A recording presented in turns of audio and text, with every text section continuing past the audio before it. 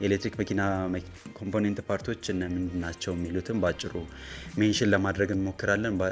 አንድ 10 የሚሆኑ እንጥቀሳለን ወሳኝ የሚባሉት ከነጥቅማቸው። አዎ የመጀመሪያው ያው ዋናው ያለፈው ሳምንት ከጎስ ጋር የኤሌክትሪክ መኪና ልብ ብለናል። ሃይ ቮልቴጅ ባትሪ ነው። የመኪናውም ትልቁም ክብደት ያለው ትልቅ ፓወር ሰፕላይ የሚሰጠው ከኮስት አንጻር ደግሞ በነዳጅ መኪና ከሞተር ጋርም ሊቀራረብ ይችላል ብለን የምንጠራው ሃይ ቮልቴጅ ባትሪ ነው። ሁለተኛው ዲሲ ዲሲ ኮንቨርተር የሚባለው ያው መኪናው ኤሌክትሪክ መኪናው የውስጥ ሰፕላይ ያለው የራሱ ኤሌክትሪክ ኮምፖኔንት ፓርቶች ለራሱ የሚያስፈልገው ፐርሰናል ዩዝ የሚያስፈልገው እንትን አለው ይዛለው። ስለዚህ ለዛ ለመጠቀም ደግሞ ዲሲ ዲሲ ኮንቨርተር ሃይ ቮልቴጅ ባትሪ ውስጥ ያለውን ኃይለኛ ቮልቴጅ አይደለም የሚጠቀመው። ከዛ ይልቅ ምንድነው የሚያደርገው በዲሲ ዲሲ ኮንቨርተር ለሌሎች ኮምፖኔንት ፓርቶች ያዳርሳል። ሶስተኛው ኤሌክትሪክ ሞተር ነው። ዋናው ከሃይ ቮልቴጅ ባትሪ ኃይል ይወስድና እንደዚህ አስፈላጊነቱ ለኤሌክትሪክ ሞተሩ እየተሰጠ ምናየው የመሽከርከር ሂደት ይፈጠራል። ከዛ በተጨማሪ ሪጀነሬቲቭ ብሬኪንግ ሲስተም እዛው ላይ ነው የሚፈጠረው። ምክንያቱም እኛ ብሬክ ስናደርገው የሚፈጠር ካይኔቲክ ኢነርጂ መልሶ ወደ ኤሌክትሪክ ኢነርጂ እየተቀየረ መልሶ ወደ ባትሪ ውስጥ ስቶርድ ይሆናል። እዚህ ላይ ግን ያው ኤሌክትሪክ መኪኖች ላይ በብዛት አሁን የነዳጅ መኪኖች ላይ የተለመደው አለ። የነዳጅ መኪና ጉልበቱ የሚለካው በፈረስ ጉልበት ነው። የኤሌክትሪክ መኪና በሚሆንበት ጊዜ ደግሞ በኪሎዋት ነው። ያው ኪሎዋቷን ደግሞ ወደ ሆርስ ፓወር ሜጀር የቀየሩ። ስለዚህ ብዙ ግራ እንዳይጋቡ ለማለት ያህል በኪሎዋት ሲታይ ፈረስ ጉልበትና ኪሎዋቱ ወደ ኪሎዋቱን ወደ ፈረስ ጉልበት በቀላሉ መቀየር ይችላሉ። ማወቅ ያለባቸው ነገር ምንድነው አንዳንድ ጊዜ የገሌ መኪና ይሄን ያክል ተለቅ ያለ ኪሎዋት ነው ያለው፣ የኔ መኪና ደግሞ እንደዚህ አነስ ያለ ኪሎዋት ነው ያለው፣ ግን የኔ ሆርስ ፓወሩ ሲታይ ከፍ ያለ ነው ካሉ ልዩነቱ የባትሪ ኪሎዋቱ ላይ ሳይሆን ኤሌክትሪክ ሞተራችሁ ምን ያክል ፓወር ዴሊቨር ያደርጋል የሚለው ነገር ነው። ስለዚህ ይረሱታል። ኤሌክትሪክ ሞተር ያለው ፓወር የተሽከርካሪው ፐርፎርማንስ ላይ ማተር አለው የሚለው ነገር ይረሳል በአብዛኛው። ሌላው ያው የፓወር ኢንቨርተር ነው። ፓወር ኢንቨርተር በአብዛኛው የኤሌክትሪክ መኪናን ኤሲ ከረንት ወደ ዲሲ መቀየር ላይ ዲሲውን ወደ ኤሲ መቀየር ላይ ነው የሚሰራው። ቻርጂንግ ፖርት የምናውቀው ነው ዋና መመገቢያው ማለት ነው። እዚህ ላይ ግን በቻርጂንግ ፖርቶች ላይ በብዛት አሁን ከተማ ውስጥ እያስተዋላችሁ ከሆነ አዳዲስ የኤሌክትሪክ ተሽከርካሪዎች ላይ የቻርጂንግ ፖርታቸው ተሰርቀው መሸፈኛው ማለት ነው በተደጋጋሚ ብዙ ቦታዎች ላይ ያየው ልክ ነው። በጣም እያስተዋልኩ ነው። ስፔሻሊ የቢአይዲ ምርቶች በጣም እየተሰረቀ ነው። እሱም መጠንቀቅ አለባቸው። እነዚህ ከቨሮች እየተነቀሉ በመጡ ቁጥር የነዚህ ቻርጂንግ ፖርቶች ከቨር እርግጥ IP65 የሚባለው የዋተር ፕሮቴክሽን ሌቭል ነው ያለው። ያን ያክል እንትን የሚል አይደለም፣ ግን በብዛት ከደስት እና ከተለያዩ እንትኖች የሚፈጠሩ የዳሜጅ አይነቶች አሉ። እነዚህ ፕሮቴክተሮች ጠፉ ተብሎ ሳይሸፈኑ የሚቀመጡ ከሆነ ሌላ ዳሜጅ አላቸው። ይህን አድማጮቻችን ማወቅ አለባቸው። እዚህ ላይም የፕሮቴክተሩን በተሻለ መጠን እንዳይሰረቅ ማድረግ የሚቻልበት አማራጮች ካሉ በተለይ የመኪና ዲኮር ላይ የሚሰሩ ሰዎች እዚህ ትንሽ መፍትሄ ነገር ቢያመጧቸው አደራችሁ። ሪቬት አትምቱ። እሱን ነገር ጥንቃቄ እንዲደረግ ሪቬት አትምቱ። የቴስላ መኪና ላይ ሪቬት ተመቶ አይቻለሁ። ውስጡ ላይ ሞሽን ሴንሰር አድርጎ ነው የሚከፈተው።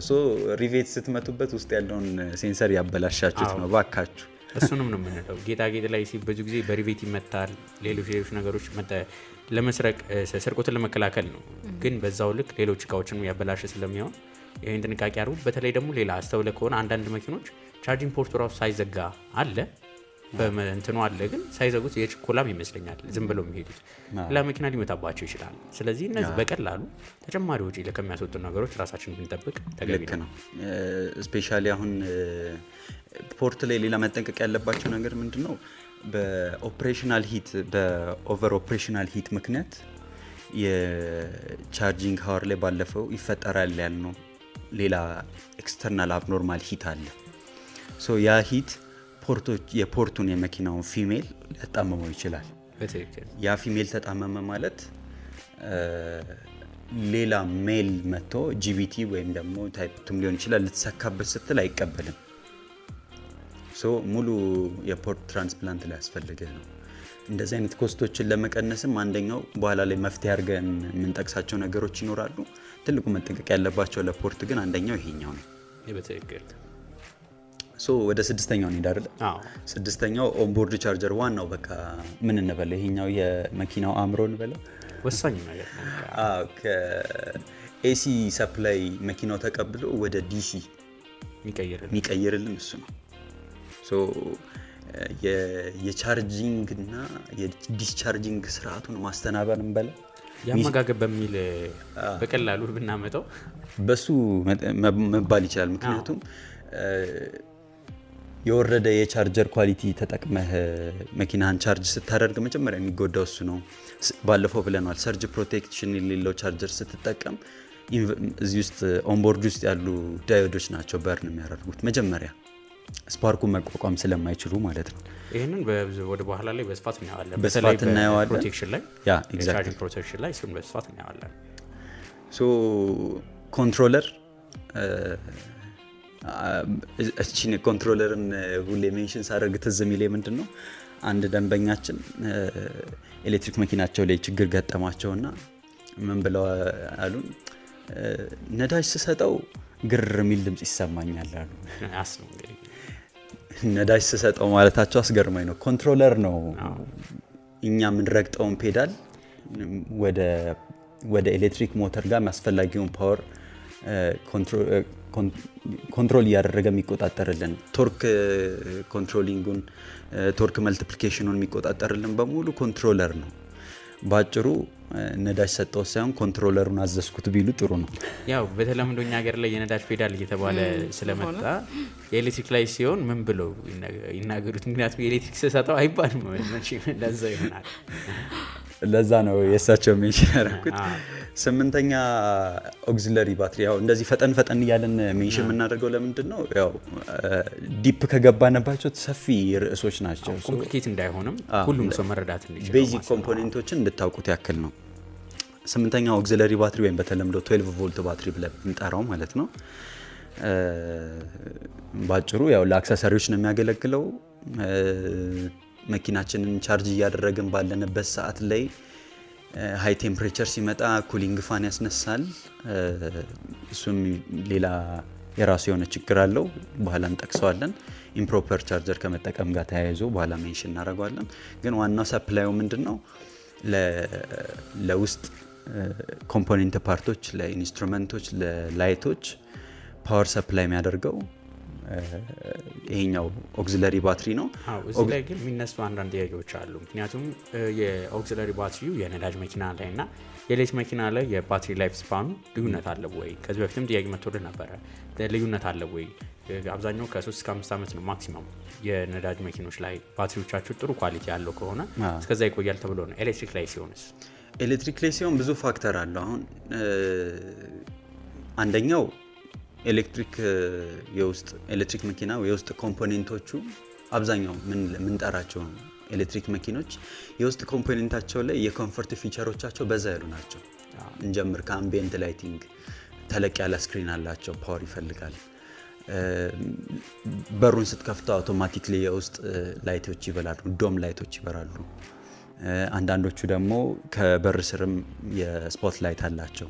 እነዚህ ሁሉ አክሰሰሪዎች ሲበሩ ያው ዘመናዊ በመሆናቸው ብቻ የሚኖረው ኮንሳምፕሽን አለ። ከዛ በተጨማሪ ኤሌክትሪክ መኪና ቻርጅ ሲደረግ ያለው ሁለት አይነት ሙቀት አለው ብለናል አይደለ? የቻርጂንግ እና ዲስቻርጂንግ ነው። ዲስቻርጂንግ ስትነዳ ያለ ሙቀት ነው። ቻርጂንግ ደግሞ መኪናውን ቻርጅ ላይ ሰክተኸው ያለ ሙቀት ነው። ሶ ያንን ኦፕሬሽናል ሂት መቋቋም ሲፈልግ ወይም ደግሞ ፓወር ባላንስ መስራት ከብዶት በፓወር ባላንስ መስራት በማቃቱ ምክንያት የመጣ ሙቀትን ለመቋቋም ሲፈልግ ኩሊንግ ፋን ነው የሚያስነሳው። አንዳንዶቹ ዱዋል ፋን አላቸው፣ አንዳንዶቹ ሲንግል ፋን አላቸው። ኩሊንግ ፋን ያልኩት ሶ እነዛ ፋኖች አክሰስ የሚደረጉት በ12 ቮልት ባትሪ ነው። ስለዚህ ሎ ኳሊቲ የሆነ ወይም ደግሞ ሎ ፕሮቴክሽን ሌቭል ያለው ቻርጀር ተጠቅመ መኪናህን ቻርጅ ስታደርግ ምንድነው የሚፈጠረው ችግር? 12 ቮልት ባትሪ በአጭር ጊዜ ውስጥ ያልቃል።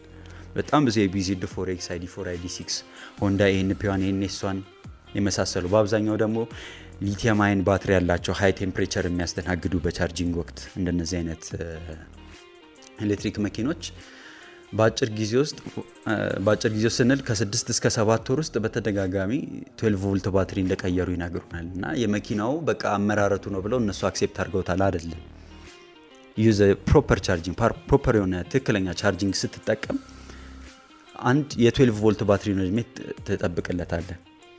ሌላኛው BMS የባትሪ ማኔጅመንት ሲስተም ለኦክሲለሪ ባትሪ መመገብ ያለበትን በእንትን ምክንያት በዲሲ ኮንቨርተር ምክንያት ለ12 ቮልት ባትሪ መመገብ ያለበት ምን ያክል ነው የሚለውን ሳያቅ ሲቀር በኦቨር ቻርጂንግ ምክንያት የኦክሲዴሽን ሬቱን ከፍ ታደርገውና ያረጃል። እዚህ ላይም ሌላኛው ደግሞ የተነሳ ያለው ነገር በተለይ ከቅርብ ጊዜያት ወዲህ እኛ ሀገር ላይም የፋስት ቻርጀር አማራጮች እየገቡ ይገኛሉ። በርካታ አማራጮች አሉ። ፋስት ቻርጀር ያው መኪናው ላይ የሚያደርሰው የራሱን የቻለ ባትሪው ላይ ተጽዕኖ አለው። ኤግዛክትሊ። ከዛ በተጨማሪ የዚህ ኦክሲለሪ ባትሪ ላይ ተጽዕኖ ይኖረዋል ወይ? ኦክሲለሪ ባትሪ ላይ ተጽዕኖ አይኖረውም። ምክንያቱም መሀል ዲሲ ኮንቨርተር አለ። ያንን ኮንትሮል የሚያደርገው ዲሲ ኮንቨርተር ነው ለኦክሲለሪ ባትሪ የሚመግበው ማለት ነው። ስለዚህ ዳይሬክት ኢምፓክት አለው ብለን ልናስብ አንችልም። እንግዲህ ተመልሶላችኋል ብዬ አስባለሁ። ምክንያቱም በተደጋጋሚ ሲነሳ የነበረ ጥያቄ ስለሆነ ነው። እኔም ጋር ተመሳሳይ ጥያቄዎች ሲመጡ ነበር። ዘጠነኛ እንግዲህ አንድ ብቻ ነው የሚቀርን ከዚህ በኋላ። ዘጠነኛ ተርማል ሲስተም ወይም ኩሊንግ ሲስተም። ኤሌክትሪክ መኪና ነዳጅ ስለማይጠቀም ኩሊንግ እንትን የለውም ብለው የሚሉን ሰዎች አሉ። ኩላንት አለው፣ ራዲያተር አለው፣ ፋን አለው። እንዲሁም እዚህ ላይ አንዳንድ ቦታዎች ላይ ከዚህ በፊትም አይታችሁ ከሆነ ቪዲዮ ሲዘዋወሩ ነበረ።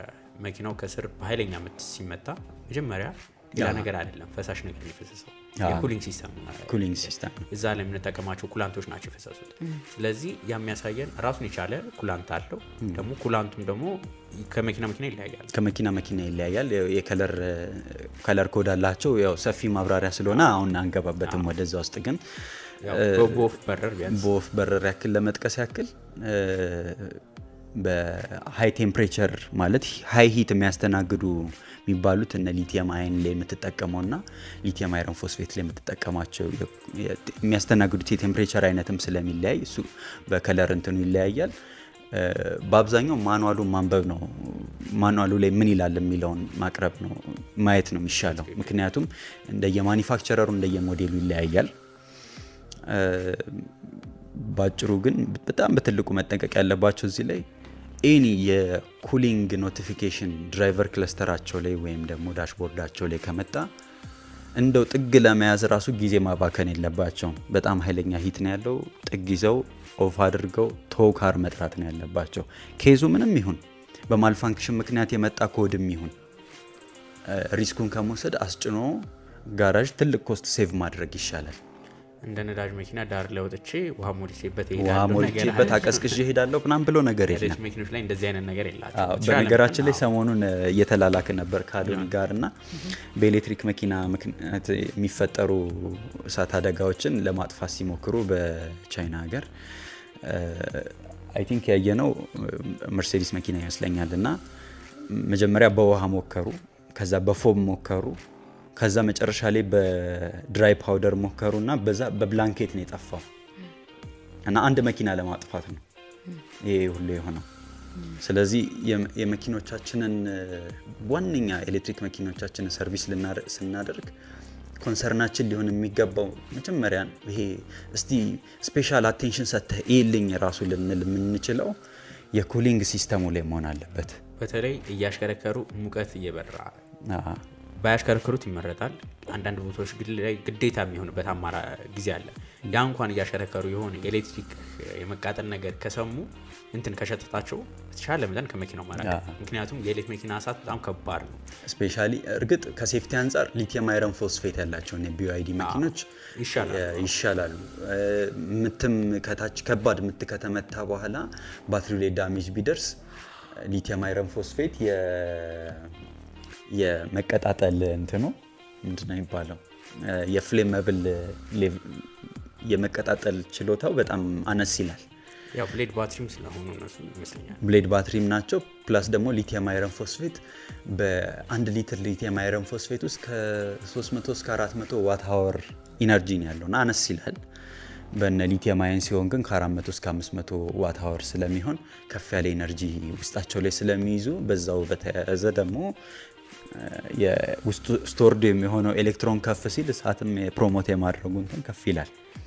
ከዚህ በዚህ አጋጣሚ ያለ ለኤሌክትሪክ መኪና ባለቤቶች ብቻ ሳይሆን እሳትና አደጋ ራሱ ከአሁኑ ዝግጅት ሊያደርጉ ይገባል ብለን አስባለን። ምክንያቱም እነዚህ አይነት የእሳት አደጋዎች ሲነሱ ቀላል አይደለም እነሱን ለማጥፋት። ቅድም ግን ግር ያለኝ በምን ነበር መጀመሪያ ማጥፋት የነበረባቸው? በብላንኬት ብቻ ነው። እኔ እንጃ ኢትዮጵያ ውስጥ ብላንኬት ይኖረን አይኖረን አላውቅም። የእሳትና አደጋ መረጃው ስለሌለኝ ነው።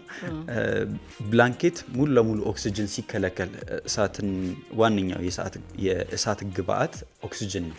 ኦክሲጅን እስካለ ድረስ እሳት መተቀጣጠሉን ይቀጥላል። ሙሉ ለሙሉ ሊያፍነው የሚችለው የሃይ ፕሬሸር ያለው እሳት ነው። ይሄ ፎሙን ዞር ማድረግ ይችላል። ድራይ ፓውደር ካረግንበት መበተን ነው የሚሆነው። ስለዚህ ያለው አማራጭ ብላንኬት ነው። በብላንኬት ነው ሊጠፋ የሚችለው። እንግዲህ እሳትና ድንገተኛ አደጋ ቁጥጥር ምን ያክል ለዚህ ተዘጋጅቶበታል የሚለውን ባላቅም በዋነኝነት ያው ከኮስትም አንጻር ከፍ የሚለው የብላንኬት ወጪ ነው።